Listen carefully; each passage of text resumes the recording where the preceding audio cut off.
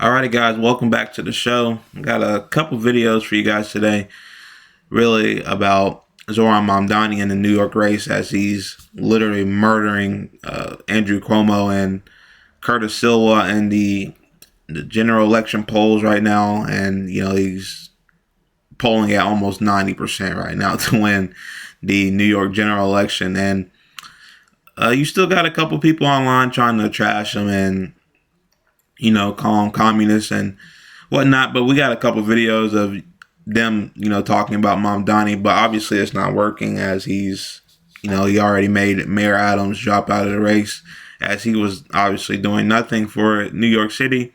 And, at the end of the day, guys, it's starting to become unaffordable really everywhere, but obviously it's going to start happening in the bigger cities like New York and places first because of, just the nature of the big cities, right? That's where most money is at. So it's going to be in higher demand to live there. So prices will be higher. But really all over the United States is starting to become a problem of unaffordability.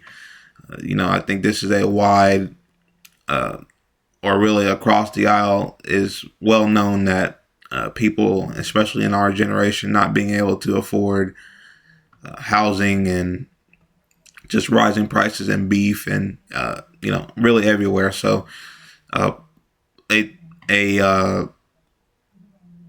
you say, a good solution to this is, in my opinion, people like Zoar Mamdani, is progressive policies, like I've been saying this whole time, and that's why he's polling at almost 90%. But let's get into the video. So all right guys, so this is shown on a billboard in New York City, I believe, and it's this cow sheet. I think you guys have all seen it, and it's just showing.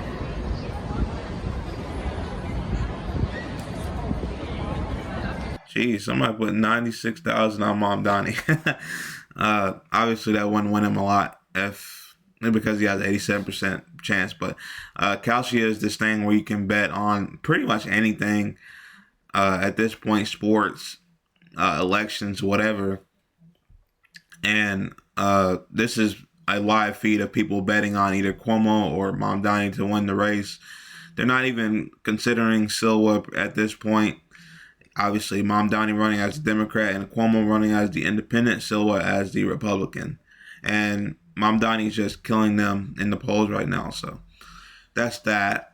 Okay, and then we got a video recently from Mamdani himself. Let's listen. I want to take this moment because you spoke about President Trump, and he may be watching right now, and I just want to speak directly to the president, which is that I will not be a mayor like Mayor Adams who will call you to figure out how to stay out of jail. I won't be a disgraced governor like Andrew Cuomo who will call you to ask how to win this election. I can do those things on my own. I will, however, be a mayor who's ready to speak at any time to lower the cost of living. That's the way that I am going to lead this city. That's the partnership I want to build, not only with Washington, D.C., but anyone across this country. I think it's important because too often the focus on the needs of working class Americans, working class New Yorkers are put to the side as we talk more and more about the very kinds of corrupt politicians like Andrew Cuomo that delivered us into this kind of crisis. So I want to take this moment because you spoke about President Trump. And he's just running on lower prices, and that's what that's what the goal should be for all politicians at this point.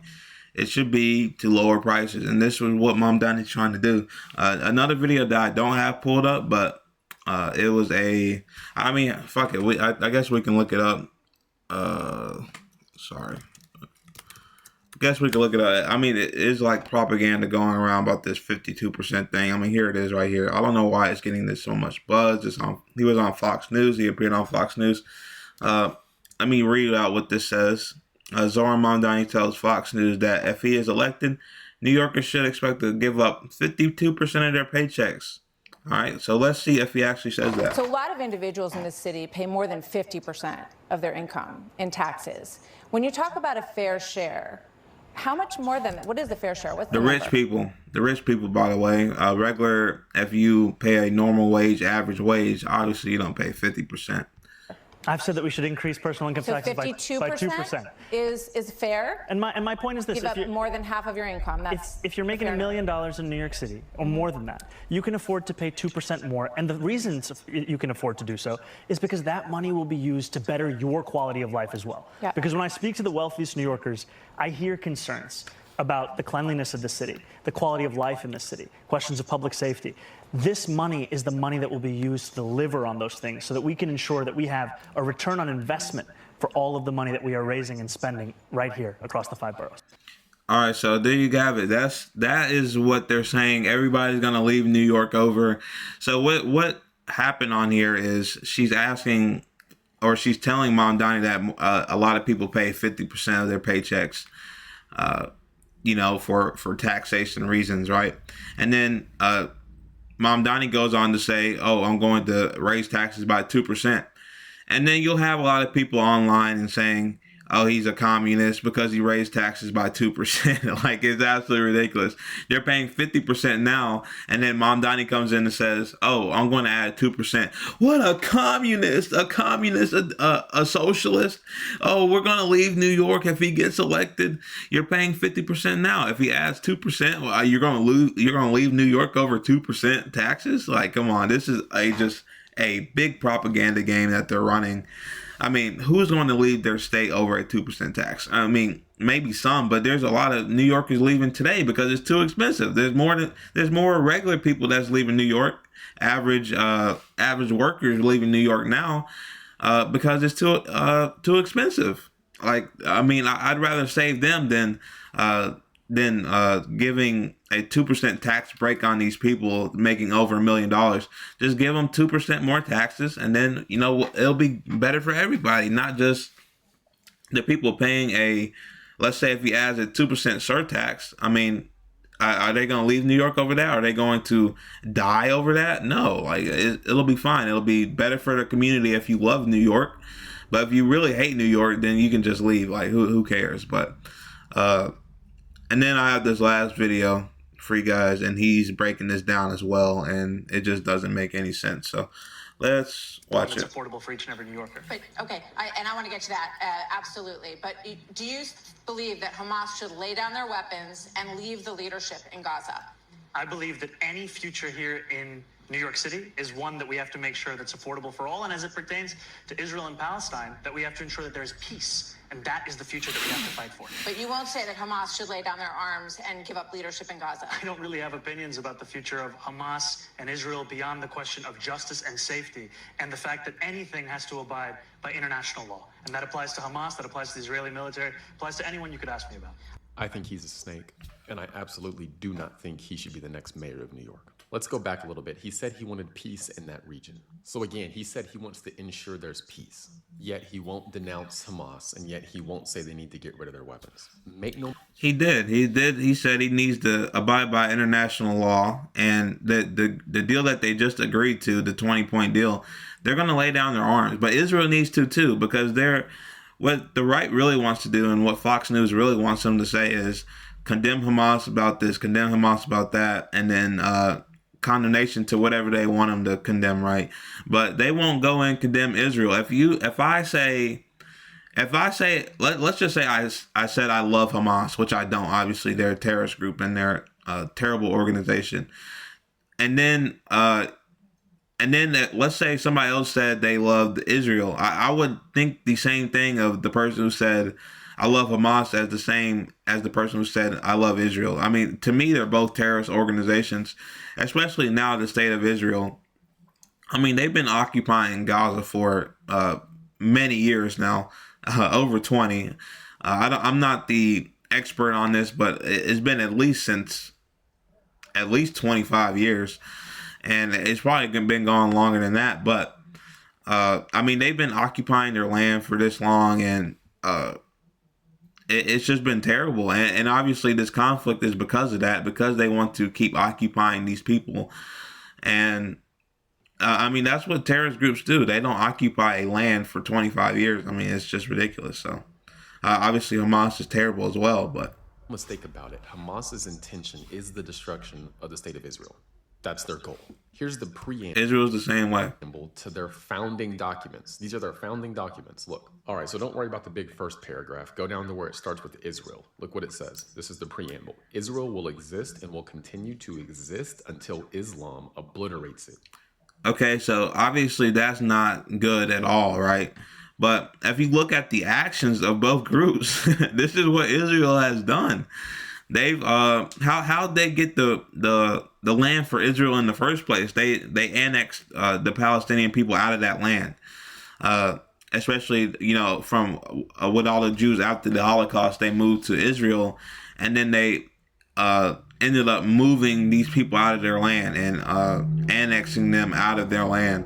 So to me, that's them obliterating Palestinian people, and they've already obliterated them in this war. They absolutely flattened Gaza, guys. They've flattened Gaza, and it's reporting that Hamas has the same amount of people that they had in 2023 today. So they haven't done anything but besides flatten kids and children and women and innocent civilians overall.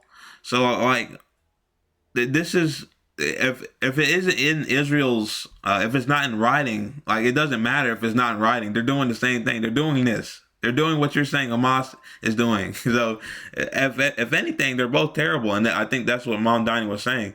I think they're saying they should both abide by international law and find peace. And beyond that, beyond peace, he has no opinion on it. Then you can pause to read the rest if you want. It's not unknown. Hamas's goal is the destruction of the state of Israel. So if that's their whole goal, and Zohar Mamdani says he wants peace in that region, how do you get peace in that region between Israel and Gaza? Either Israel wipes out Hamas, or Hamas wipes out Israel. Again, no, that's not, and that's not even the 20-point plan right now. It's not one way or the other. It's not, oh, Israel has to wipe out Hamas or Hamas has to wipe out Israel. That's a bad way of thinking, and he should not be saying that. I mean, you can come up with a peace deal, a two-state solution, and then, obviously Hamas doesn't have to be the governing body of Palestine. I think that's the main goal of this whole thing right now. And honestly, Netanyahu shouldn't be the governing body of Israel. I don't know why that isn't in the deal. That needs to be in the deal. But of course, these people will never condemn Israel, and they think that they're like this holy state, and Palestine is just evil, and that's just not the case. I mean, Israel's just as genocidal and war criminals as Hamas is.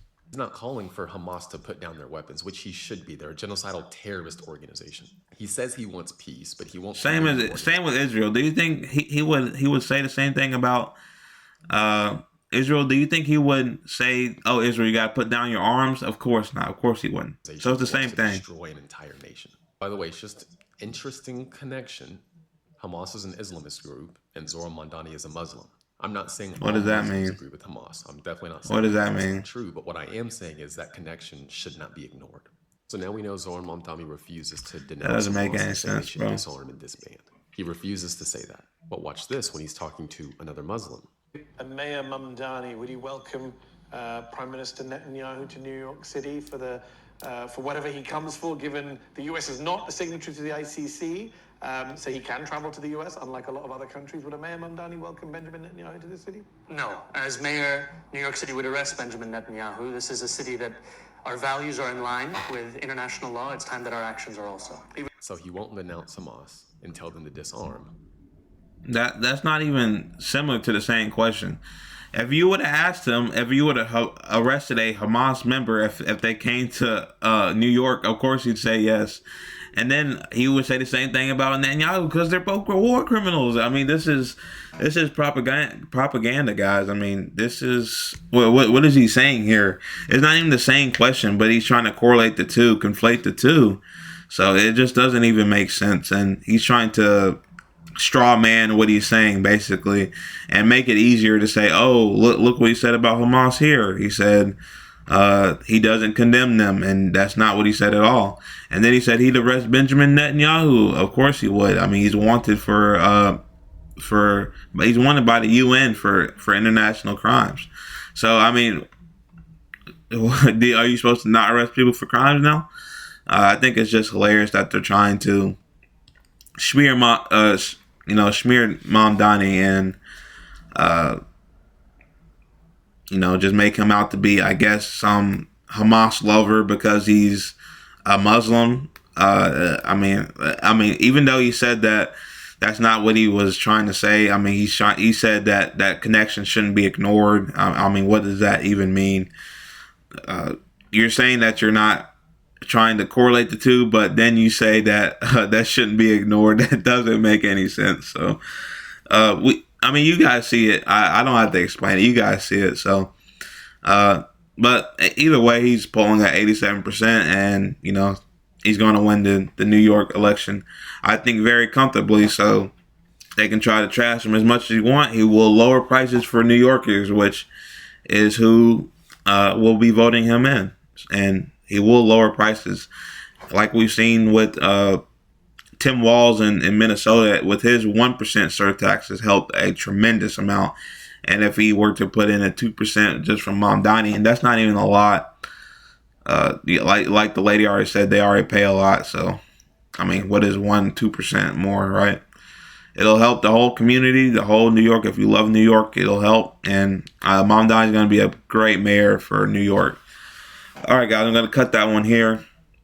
If you like the video, please leave a like and subscribe to my channel. It helps me out a lot. We've been growing a good amount lately, so I appreciate everybody that's new. And yeah, that'll do it for me. See you guys.